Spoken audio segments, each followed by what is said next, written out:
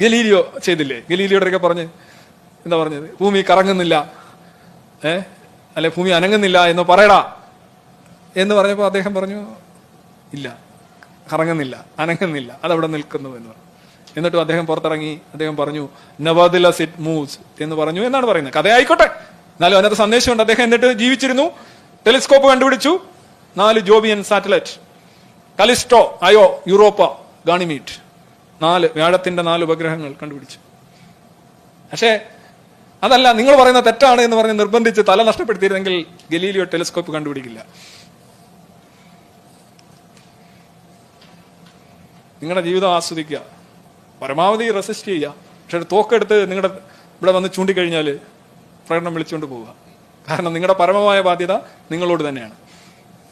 നിങ്ങളെ നശിപ്പിച്ചിട്ട് സംരക്ഷിക്കേണ്ടുന്ന ഒരു സംഗതി, ഒരു രാഷ്ട്രീയവും ഈ ലോകത്തില്ല.